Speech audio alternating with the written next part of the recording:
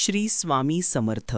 दत्त जयंतीच्या सप्ताहात श्री गुरुचरित्राचे पारायण करणे हे दत्त संप्रदायात अत्यंत मोठे तप मानले जाते. या सप्ताहात श्री दत्त महाराज चैतन्य स्वरूपात वास करतात. त्यामुळे यावेळी नियमांनुसार आणि श्रद्धेनुसार केलेल्या पारायणाचे मिळणारे फळ हे फक्त भौतिक नसून आध्यात्मिक आणि पारमार्थिकही असते. यावर्षी दत्त जयंती सप्ताहात केले जाणारे श्री गुरुचरित्राचे पारायण तुम्हाला विशेष फळ देणारे आहे, कारण यावर्षीचा दत्त जयंती सप्ताह खूप जास्त विशेष आहे. आजच्या या व्हिडिओमध्ये आपण यावर्षीच्या दत्त जयंतीचे विशेष महत्त्व जाणून घेणार आहोत आणि त्यासोबतच या सप्ताहात केल्या गेलेल्या गुरुचरित्र पारायणाचे महत्त्व आणि विशेष फळ जाणून घेऊ.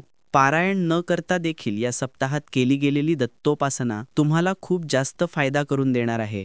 खास करून अशा व्यक्ती ज्यांच्या लग्न जुळण्यात खूप विघ्न येत आहेत, अशा विवाह इच्छुक मुलामुलींनी या दिवसात दत्तोपासना केली तर सर्व विघ्न दूर होऊन विवाह जुळून येण्यात खूप मदत होणार आहे. व्हिडिओ पूर्ण बघा.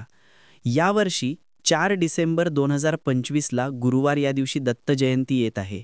हा दिवस आपल्यासाठी खरंच एक पर्वणीच आहे, कारण दत्त जयंती गुरुवारला येणे हा खूप मोठा संयोग घडून येत आहे. कारण गुरुवार हा गुरुतत्वाचा आणि गुरु उपासनेचा दिवस असल्यामुळे आणि त्यातच दत्तगुरू हे आदिगुरू असल्यामुळे या दिवसाला एक विशेष महत्त्व नक्कीच प्राप्त होते. त्यातच दत्त जयंती सप्ताहाची सुरुवात देखील गुरुवारला म्हणजे 27 नोव्हेंबर 2025ला सुरू होत आहे. असून गुरुतत्वाची प्रभावी सकारात्मक ऊर्जा या दिवसात अपेक्षेपेक्षा जास्त पटीने कार्यरत राहील. विशेष महत्त्व सांगायचे झाले तर या दिवशी गुरुतत्वाची ऊर्जा कित्येक पटीने वाढते. त्यामुळे या दिवसात दत्तगुरूंची उपासना आपल्याला अपेक्षेप्रमाणे खूप जास्त आणि लवकर फळ देते. या सप्ताहात केल्या जाणाऱ्या गुरुचरित्र पारायणाचे फळ हे आपल्या अपेक्षेपेक्षा कैक पटीने जास्त असेल यात शंका नाही.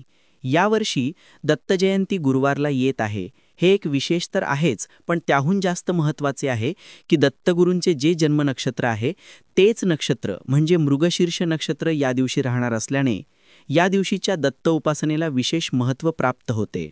त्यातच मृगशीर्ष नक्षत्र गुरुवारी असल्यामुळे या दिवशी रवियोग जुळून येत आहे आणि ज्योतिषशास्त्रानुसार रवियोग हा कार्यामध्ये यश, सिद्धी आणि प्रगती देणारा योग मानला जातो. विवाह इच्छुक व्यक्तींना हा सप्ताह विशेष महत्त्वाचा आहे, कारण या सप्ताहात गुरु ऊर्जेचे आणि चंद्र ऊर्जेचे खूप जास्त प्रागल्य राहणार आहे. कारण गुरुमुळे कुंडलीत जे दोष तयार झाले ज्यामुळे विवाह जुळून येण्यास विलंब होतो, ते दोष दत्तगुरूंच्या सकारात्मक ऊर्जेने नाहीसे होणार आहेत. योग्य वधू किंवा वर मिळण्यासाठी तसेच विवाहात येणारे अनावश्यक विलंब दूर करण्यासाठी गुरुची कृपा अत्यंत आवश्यक आहे. दत्त जयंती गुरुवारी येत असल्याने गुरुतत्वाची शक्ती सर्वोच्च असते. या दिवशी दत्त महाराजांची सेवा केल्यास तुमच्या कुंडलीतील गुरुग्रहाचा दोष कमी होतो आणि विवाहासाठी योग्य जोडीदार मिळण्याचा मार्ग मोकळा होतो. त्याचप्रमाणे रवियोगात केलेली कोणतीही उपासना किंवा सेवा सर्व प्रकारचे अडथळे, नकारात्मकता आणि विवाहामध्ये सतत येणारे अपयश दूर करतो. रवियोग हा योग राजयोगप्रमाणे फलदायी मानला जातो. या योगात उपासना किंवा पारायणाचे उद्यापन केल्यास तुम्ही जे कार्य किंवा संकल्प हाती घ्याल त्यात निश्चित यश प्राप्त होते.